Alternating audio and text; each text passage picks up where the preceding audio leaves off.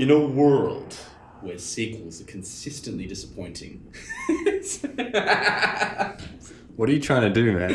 What? What are you trying to do? I'm trying to do a voiceover. I liked it. Yeah? I thought that was good. Yeah? Can you continue? Sure. In a world where sequels are consistently disappointing and superhero films are abundant, here comes The Incredibles 2 to prove something. I'm enraptured. That was beautiful, man. Wow. Anyway, so what does it prove?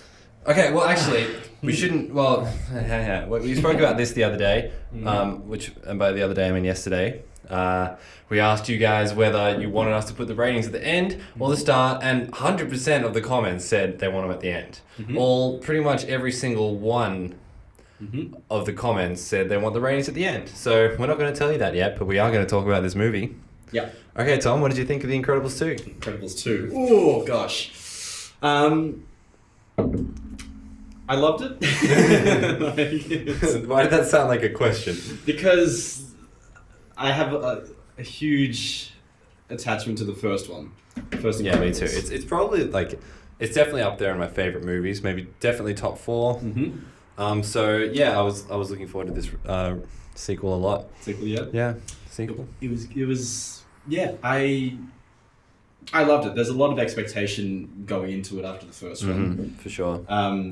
Not just because of how beloved that movie is in general, but the fact that it's 14 years since 14 years. 14 years. Jesus Christ, I'm old. Yeah. So I was. And so are you.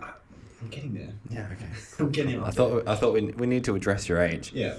Tom's 37. He's not, but he could be, right? You never know. He's timeless. Thanks, like man. God. Where are we going? Anyway, back to movies. Yes. So yeah, 14 years apart. This seems to be the one movie of Pixar that everyone wanted a sequel to, but we never got. Yeah. Instead we got Unlike Cars 2. Yes. Toy Story and Cars are the two franchises that are trilogies. Yes. Yeah. Is The Incredibles going to be a trilogy? It could be. If Brad Bird's still in control, I'm happy with it. Yeah. Because he knows what he's doing. He does. It seems. He is a master. Can we talk about how the film it's so aware of everything. It's like seeing a film like that after Jurassic World 2. It's so refreshing to see a film that understands what made the original great. Yeah. Which is, the realistic depiction of superheroes and also the balance of the family drama. It's just, it's great. There's caretaker. And that's the thing, considering how much time has passed since the first one, 14 years, superhero films weren't even that big when this first came out. Yeah, they weren't, but now they are. And now they're huge. And the first one still manages to come off as fresh, and even this one as well. It's still... Yeah, this one's a bit more... I'd say contextually, in terms of other things being released, it feels like it's another superhero movie. There are familiar beats to it, yeah, definitely in its storytelling, but quite unfamiliar in terms of the oversaturation of that particular genre. Yeah, and the stuff they did with the film. Yes, yeah, it's nothing like any of the Marvel films or DC, if you want to even mention them. Thank God, but.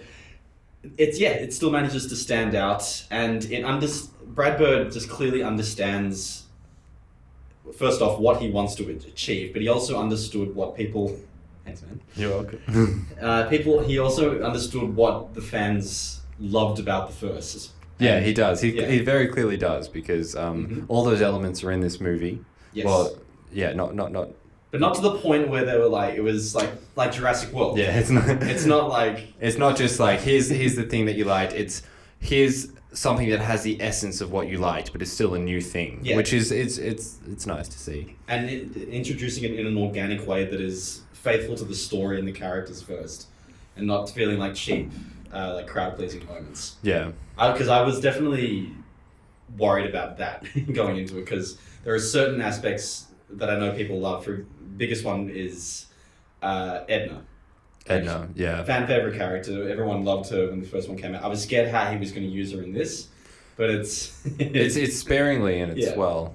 it's very well judged. It's subtle. It's nuanced. Yeah, it's nice. Yeah. It's good. There's a lot of new supers in this film Yep. that are talked about. That's probably where I had a bit of a problem. Okay, we'll get into that in a sec. Okay, but, we don't have to get specific. But, yeah. Overall, I mean, I love this movie for a lot of the same reasons why the first. It's an incredibly balanced movie. Yeah, it's very balanced. For one, I think it's probably the funniest Pixar film out of all of them. I have never laughed that much. And yeah, I was laughing a lot. Yeah, and it wasn't just jokes; it was just the interactions and the facial expressions. The animation. I'm a sucker for some good facial it's expressions. so great. Like his animations in Pixar really stand out because I've been watching all of them leading up to this movie, maybe for a bit of a ranking video. No, you wouldn't dare. You wouldn't dare. Yeah, so going through all the films and just seeing the different directors, Brad Bird's films, so The Incredibles and Ratatouille and now this, they have this sense of like the animation looks like it was almost started off in 2D and then transferred into 3D. Well, that's probably how it happened. Yeah, because they would storyboard the movie in 2D. It's so great because like every little minute detail in the facial expressions just adds that much more personality. Yeah, it does. He really uses animation to its fullest potential. Yeah. And the movie is beautiful. Like the cinematography. That's what I love about animation films. Is you can place the camera anywhere. Exactly. And not enough animation films. Yeah. Well, it's a camera in the program they'd use it be referred to as a camera. Yeah. But yeah, a lot of movies just use that to replicate movies that exist and not really get experimental with it. Mm-hmm. But they used it quite well. There was, yeah. Yeah. There's a lot of very aesthetic shots. Yeah, so beautiful. Framed really well, like it's... Yeah, there's some especially beautiful shots in it that I really enjoyed. Animation, top notch. But like a lot of... You could obviously just say, like, what do you expect from Pixar? They're pioneers in 3D animation. So, yeah. But they didn't make Shrek, so... I think I can live with that. Okay. Shrek 2 is better. But like Shrek in general. Yeah, he's alright. Yeah, he's great. He's a big green fella. Yes. Moving on. Moving on from Shrek. So yeah, very balanced film. Like it balances the humor, it balances that family dynamic, which is the biggest thing I love about this. Yeah, it's one of the main things. Yeah. Fantastic Four, eat your heart out. Mm-hmm. There were scenes in this that definitely reminded me of Fantastic Four. Yeah, absolutely. There was one in particular I'm thinking of, but I'll remember it later. So yeah, you've got sure? that. I will. You've got that family drama. You've got the humor. It also has what the first one had, sort of that like spy thriller moments. Yeah, and the music is quite spy-esque and dynamic. Well, there's one theme in the movie that sounds very similar to the James Bond theme, which I think is just it's what it's going for. That's sort of jazzy, noirish, which I love. It's fantastic. It's so great. Yeah, I just like being back in that world again because it's great. It's such a unique little pocket of everything just works well. The characters, the animation, the story, the music. Also, score done by Michael Giacchino, who he lambasted last night, but you never know. He could have been held under the water till the last bubble went by the executives. It just goes to show that like the production studio and the director have like so much influence on everything else that goes on. It's almost like if you let creatives create, something good happens. Yeah. Yeah. Funny that, eh? So I hope this movie makes a lot of money, because it's a very good film. I enjoyed it quite a lot.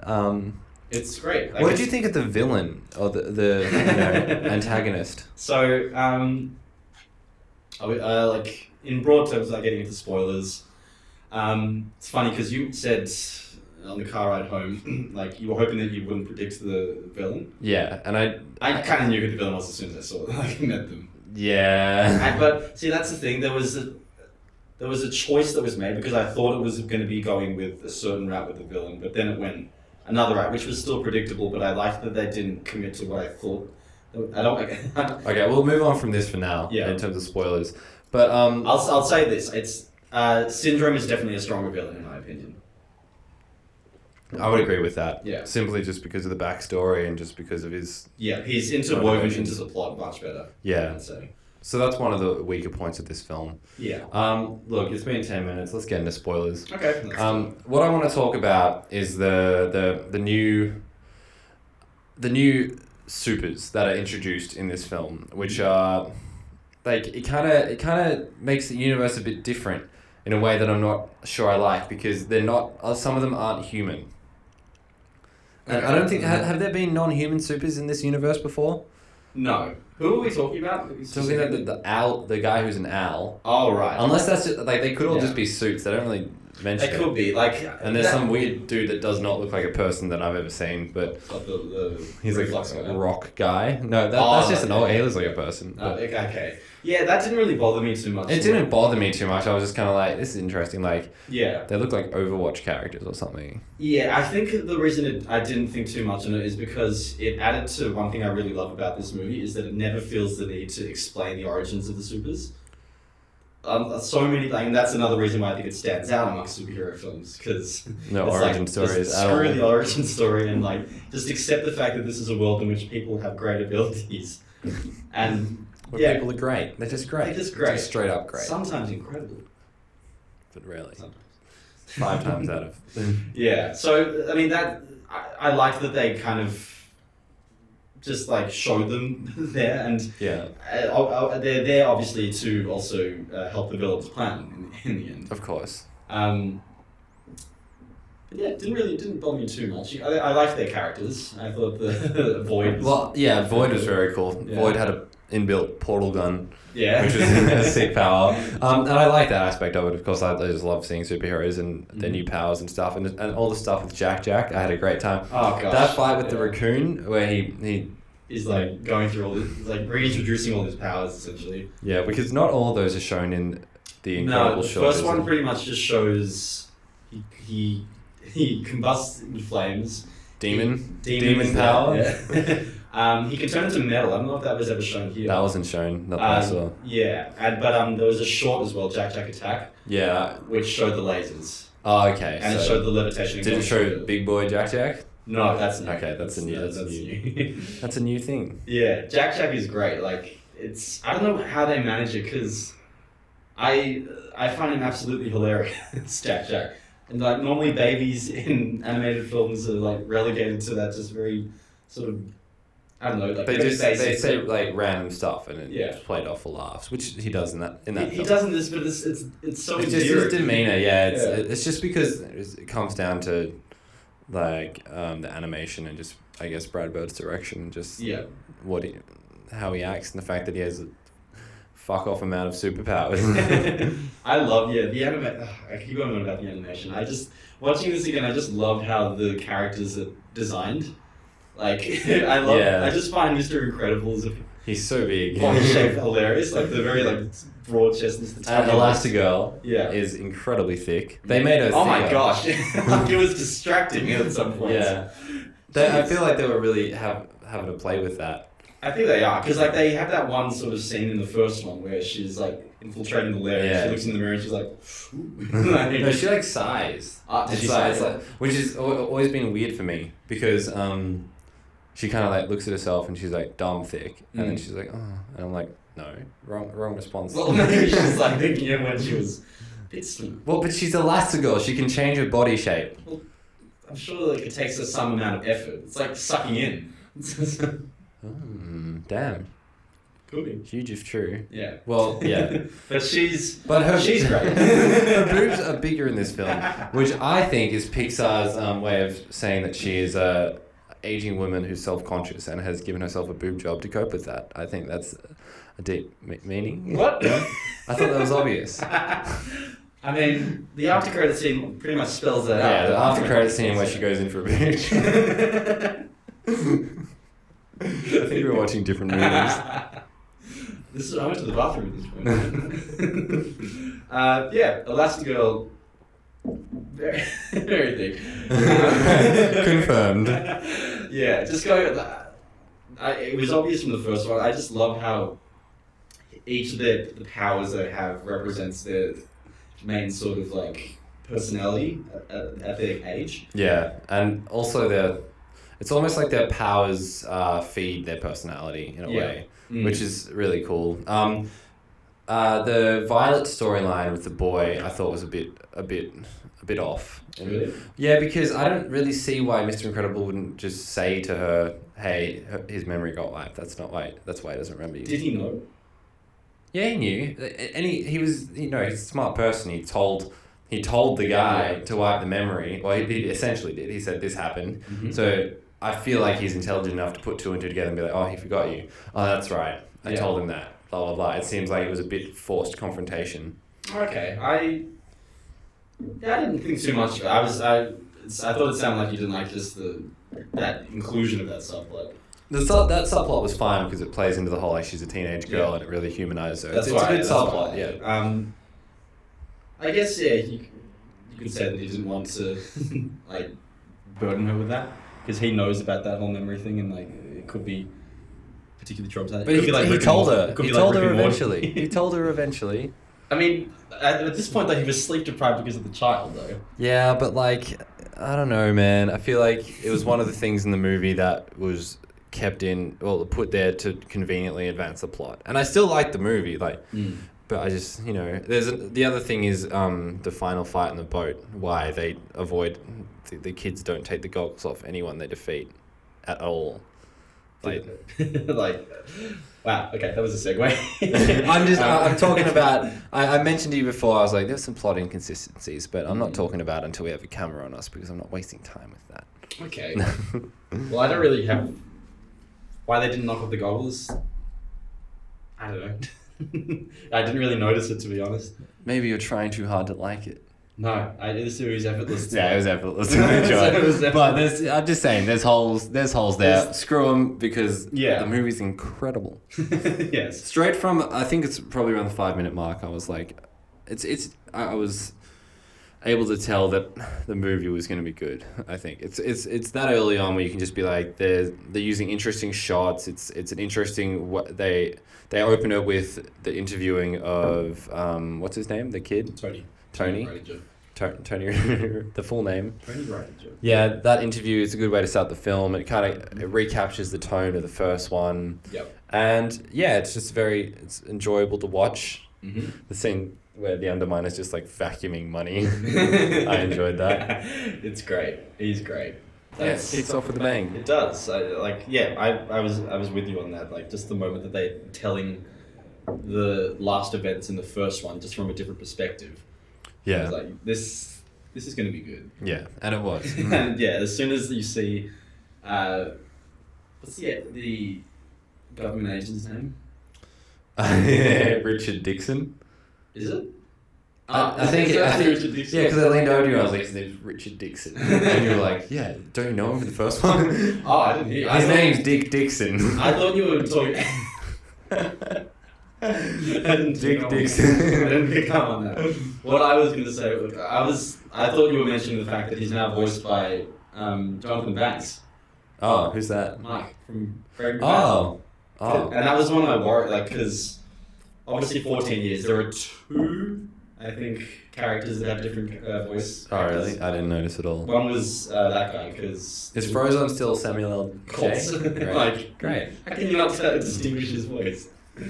And Dash obviously has a different. Oh really? Yeah. Oh yeah, that makes sense. Yeah, and like both of those choices that they've made for this film work. I did like Dash especially. It's just like not even noticeable. I feel like they made Dash fatter. Did you notice that? Slightly, like his design, and even Violet looks slightly different. But he looks more like his dad now.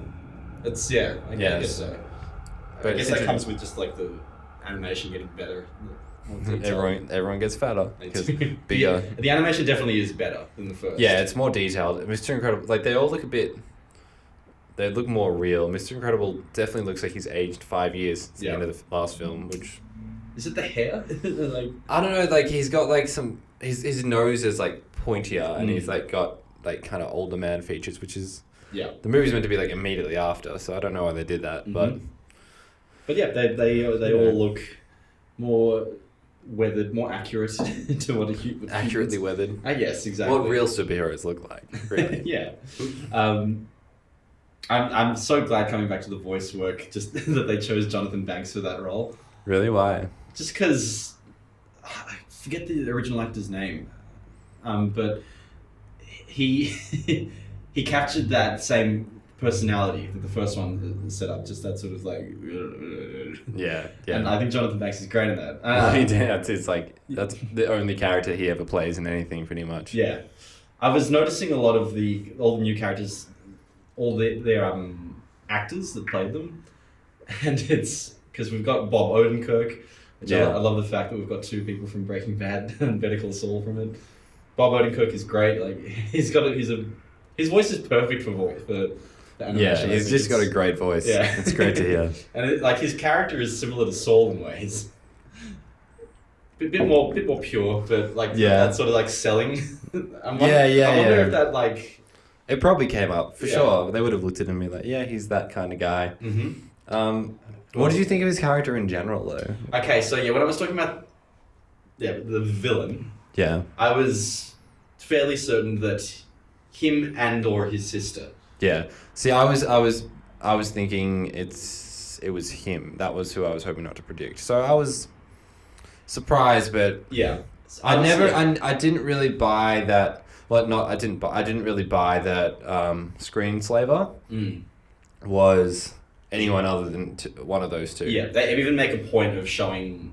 Yeah, they show him on a TV, and then they show the two siblings. Yeah, so it's like, it's not him, just as like a bit of a misdirect. That sequence when Screenslaver is fighting Elastigirl is probably my favorite sequence in the movie visually, when he turns on the lights in the cage. Oh yeah. And corners. That's a really cool sequence. I really like the look of it. I was like, wow, this is beautiful. This is really cool. Yeah. And it's a cool fight scene. And that whole scene is rife with tension when she opens a lock and he's like standing right there watching her. Yeah. Terrifying. Yeah. But awesome. Really cool. Like he just has the right touches of noir in there. Yeah. Just like I got a message from my my sister-in-law before. Yeah. And she's asking me, because I just told her I saw the movie, and she's like, can I take a flick, my little niece, who's 5? And I'm like, I really want to say yes, but maybe not. Yeah. See, that's what I was thinking. I wrote down that it's not really a kid's movie, because aside from the fact that there's some like scary stuff, like not too scary, but it's very dialogue heavy. There's a lot of character development. I feel like they very much know their audience is people who enjoyed the first one and are coming back now. 14 years their senior. Ready. Absolutely, yeah. Like the main. It's funny, like in the session we went to, it wasn't packed by any means at all. Yeah, it wasn't packed at all, which made me a bit sad. Yeah, it is a bit sad, but there were no kids there. It was all. There were no kids at all? I'm pretty sure there were. I think I saw a couple of kids. A couple, yeah, but it was predominantly like 20 and up. Yeah. Which I love the fact that this resonates with adults as much, if not more, than kids. I'm just hoping that doesn't kill it, because it tends to get relegated to, all Pixar movies tend to get relegated to kids status. I think he's played it really smart. Like with how much Jack is in this, I think kids can have a lot of fun with it. Yeah, because as we said yesterday, kids relate to other kids, especially infants. And Dash and Violet are in it, and like Violet's got that teen girl thing going on. It's covered all the... Yeah, it really does. It's a family film, like that's what... It's a bring your dad, you'll feel safe. Bring your dad. Thinking about whether it's suitable for kids, I don't know if I'm not giving kids enough credit, but I feel like young children won't enjoy it because it's simply not enough just I can light and sound, but there's some great action in it. Incredible action. The Elastigirl chasing the train scene with the motorbike was really cool. Oh yeah, the way that she like can separate and she gains momentum by like slamming the back of her. Super cool. That's great. Cool. Really great stuff that wasn't in the original. No, yeah, and I love the fact that it overall switched the roles. Yeah. So that was another thing. We talked about the element of just like the real world family drama, like the dad staying at home while the woman succeeds and he feels a bit like emasculated by it, is just such a real issue, and you just add a superhero spin to it and it's just immediately relatable and it's something that Marvel films just can't get. Of course, they can't, because they're so committed to having the superheroes as larger than life characters that they refuse.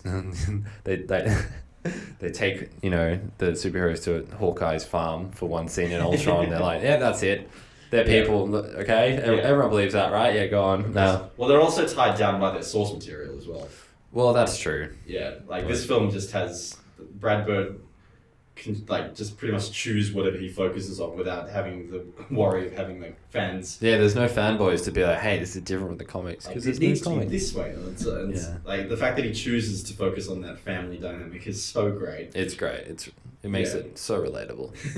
Oh gosh, everything that happened with Mr. Incredible at home taking care of Jack Jack was just hilarious. Yeah, great. I got that. I remember getting the sense from the trailer that it was like a bit really cartoony and sort of a bit over the top for the universe, but it really suited it because it was just explained by the fact that he was sleep deprived and it made sense. Yeah, I did have that worry as well with the trailers. I was like, oh, it could potentially be.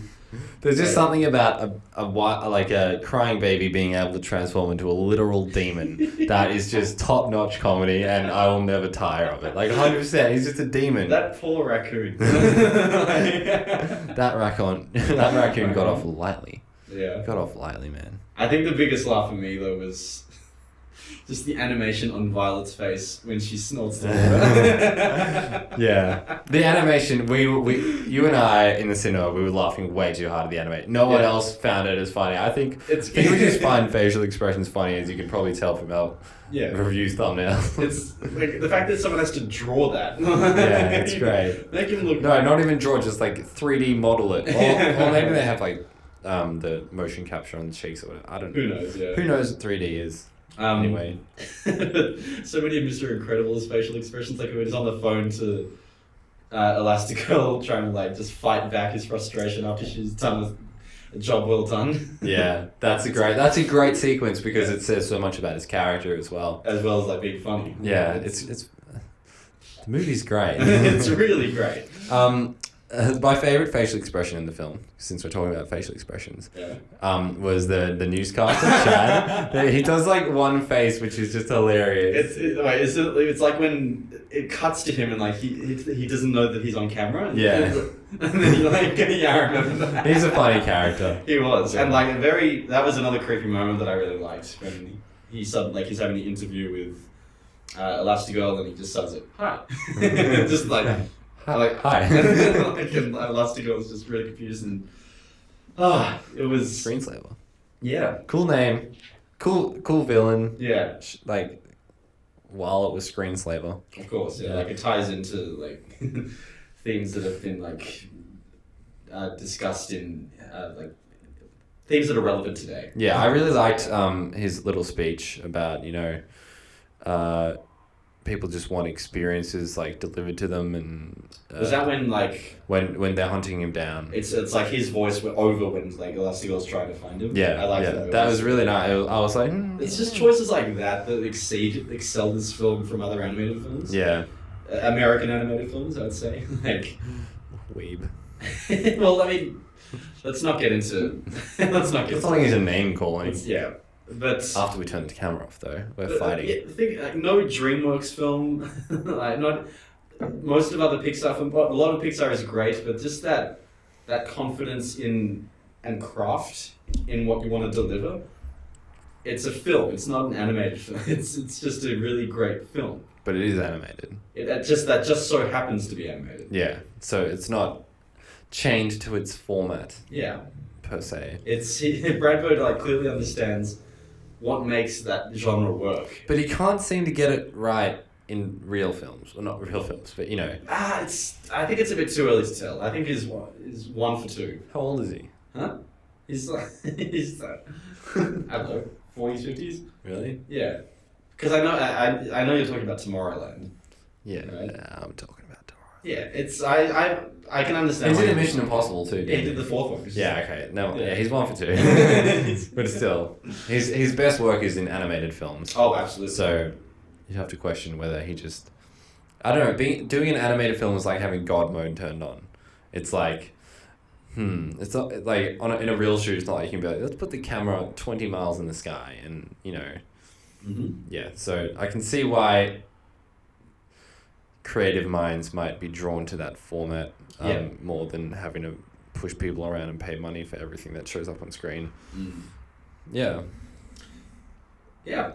Yeah. It really, It's really great. it really is. It really doesn't. It could have. It really could have dropped the ball and just like phoned it in. Yeah, but I think it's probably not a popular enough of a franchise to do that, in my opinion, because The Incredibles is not like, it's not a household name. It's for Pixar, it's a cult hit. It's not Toy Story. It's not Finding Nemo. It's not. It has its loyal fan base though. It does, but I wouldn't say it's niche. It's still very well, I wouldn't say beloved. it's niche either. But I'm saying in terms of Pixar, Toy Story, Cars, other movies that exist that I can't think of, like help me out here. Monsters Inc. Finding Nemo. WALL-E and Up aren't really franchises, but Well, okay. I talking specifically a franchise. yeah, because it's now a franchise. Yeah, I don't know if you can really I guess because there are two films, but it doesn't really extend beyond that, which is, I think. What do you mean by that? It hasn't got like any comics or any like short film except for the Jack one to really expand that. Well, yeah, okay, so. Whereas But Cars, all I'm saying is that it doesn't, essentially you're agreeing with me and saying that it doesn't have that big universe. It's just they're putting out a second movie, which is why they can't really get away with phoning it in. Because it's not everyone's just going to see it. People are going to want quality. Of course, yeah. And they're going to get it. They sure will. They're going to get it. Yeah. This film, the reason why it was so beloved and the first one was so beloved and everyone wanted the sequel is because it introduced a world, explored it through like a certain character or characters, and hinted at things constantly. And dropped little bits of information on what this world is. And then after the movie finished and it was this wholly satisfying experience, they were like, okay, now I want more. Yeah. That's how you set up a sequel. Exactly. Yes. You don't bloody... You can't intentionally set up a sequel. Yeah. But you can't do it. You just have to make sure that your work is good and want people to come back. It's like... Exactly, yeah. It's just like food. It's just like you can't leave a note in someone's burger saying, ask me for more. Yeah. You have to just make a really good burger so that they come up and say, can I have another burger? Give me another burger. Well, yeah, it's almost like they're like, don't worry, the good stuff will come soon. We're going to give you the stuff. We're going to give you the good stuff soon. Exactly, yeah. Another franchise, now a franchise that I think has done that really well is John Wick. Yeah. Yeah. Start off with a wholly another Pixar. Wait. Yeah, exactly. Animated John Wick would actually be pretty cool. That would be, although you'd probably lose something. The blood and the violence. Is it blood? I think it has blood. There better be blood. There's no blood in this. There will be blood. Okay. Okay. We're just naming random movies. I'm just naming random movies. Your turn. Yeah. What was your favourite scene in the movie? That's tough. The train action sequence was great. I really loved all the scenes that happened at the house. Yeah. Just anything just to see those characters interact is a standout. Yeah, it's great. See, thinking back to my favourite scenes, I'm thinking about some things that make the movie great, which is the fact that I have different favourite scenes determining on how they pleased me. Because I have like a scene that I found the most humorous and a scene that I found most satisfying action-wise, and another scene that I found pleasing thematically. And it's just that diversity which is what makes the movie such a strong film. There is. Because there's not one it doesn't please you in just one way. Exactly. It doesn't elicit one emotion. Yeah. I mean, there is always this sense of being engaged and there is a predominant sense of having fun. Yeah. But when it's more tense, it's great. I agree with you. Like, there are different scenes that like elicit different emotions. From an action standpoint, all the action's great, I have to say. Yeah. But yeah, the train scene, for action, for comedy, I mean, the raccoon. Apart from just the facial expressions, the raccoon was probably the number one. Yeah. For me. It's all the phone call. It's all great. I just thinking before, there was one dialogue scene between Elastigirl and the eventual villain. when they're talking about buyers and Yeah. sellers. I really like it from like a writing standpoint. It's just like this back and forth, and I'm just like, this is far better written than what most kids' films would strive for. Yeah, that was one of the scenes. Like the film's quite dialogue heavy, and that was one of the scenes where it was a good conversation, but I feel like maybe the film stepped a bit out of its area of expertise, if you will. Like I didn't mind it. I was just like, this. I don't know if this necessarily needs to be here. Okay. But it was. I still enjoyed it. I don't know. Sometimes movies try and do a little bit too much, maybe. I think so. I think if you take that scene out, I think it risks not having enough interactions between the protagonist and antagonist, and then it comes off as just like, actually, I'm evil. Yeah, I can see why it was necessary. Like, or at least a scene of that sort of nature. Yeah. Just the sort of like developing a rapport of some bands. Just a bit of bands between the baddies and between the Sheilas. between the ladies. Yeah. So female villain, huh? Yeah, voiced by Catherine Keener. Who's that? She's Catherine Keener. She's in Get Out. She's the mum. Oh, dude, that character is terrifying. Wow. Yeah. I mean, she's great. Yeah, I really like her. Like, she's always good in everything I see her in. Being John Malkovich. Yeah. That's it. That's all I've seen her in. And The Incredibles 2. And The Incredibles 2. And The Incredibles 2 too. As well? The Incredibles 2 also.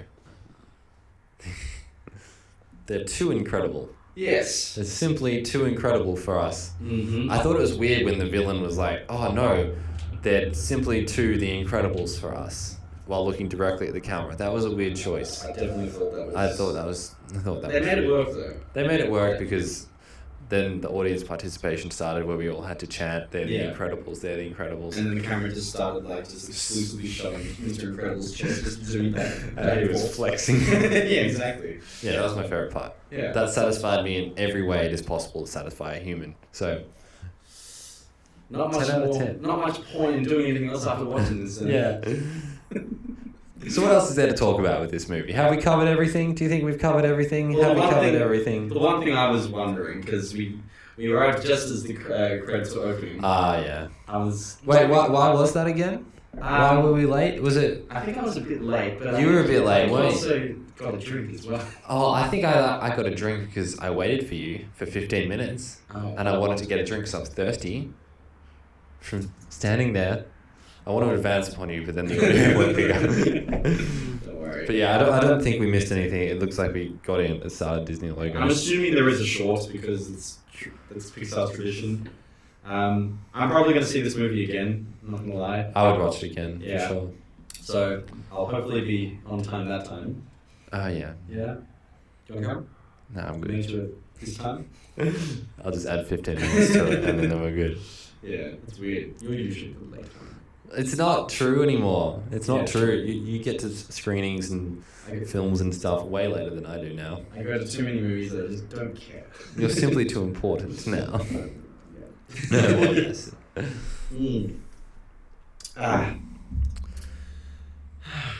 So we've got some dead air now. Dead air. It really is just dead. satisfying. Are we going to give a rating? All right. Well, yeah. Yeah. It seems almost unnecessary now because we both are going to say fuck yes. Wait. 1, 2, 3. No. Despite everything we said, the movie's actually quite bad. It's not even realistic at all. Like, guys, don't trust the review. Just trust the rating? Who has superpowers in the 70s? It doesn't make sense. No one has superpowers in the 70s. They had racism, lots of it. Don't see any of that. I don't see Where's the racism, Pixar? No. I didn't say it. It's still bad. Jesus Christ. Yeah, there's a bit where Frozen's running from the cops, and they don't really address it. Pixar's not... The lack of racism was really... No, but yeah, there's a scene where Frozen's, is being a superhero is illegal. Should we discuss that? Why is that such a thing in superhero movies now, that there's an accords and superheroes? They don't want destruction. Destruction. Destruction? Yeah, one of them. So shall we just make noises into the microphones for the next 10 to 15 minutes? Yeah, let's not do that. That can get annoying. Yeah, there is always an accords with superhero films now, ain't there? Oh, twice. Yeah. Twice. Was there one in the Dark Knight one? In the Dark? No. I call Justice League the Dark Knight one. I remember it by a movie better than it. That's how I do it.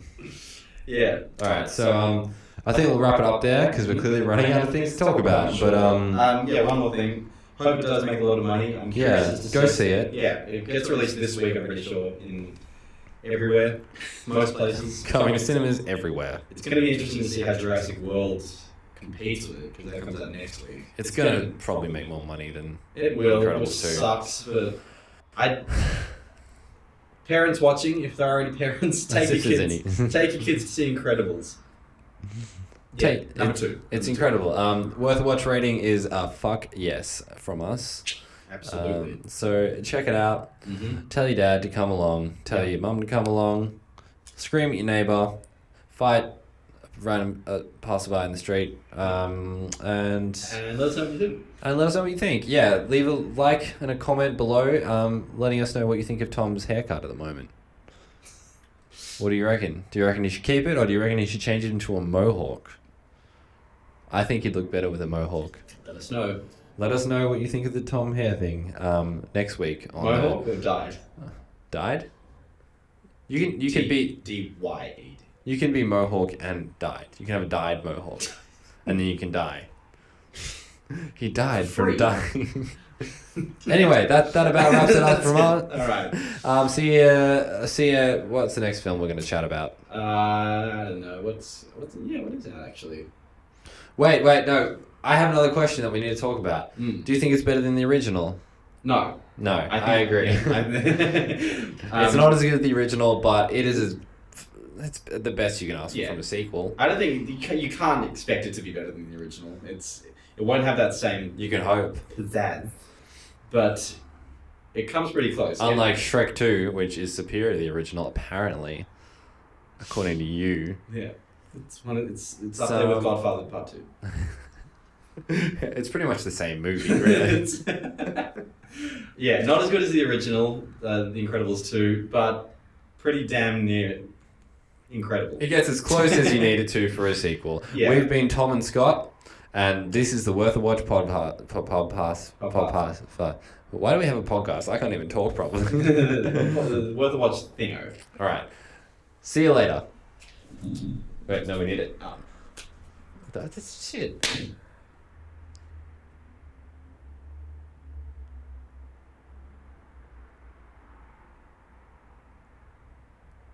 Hands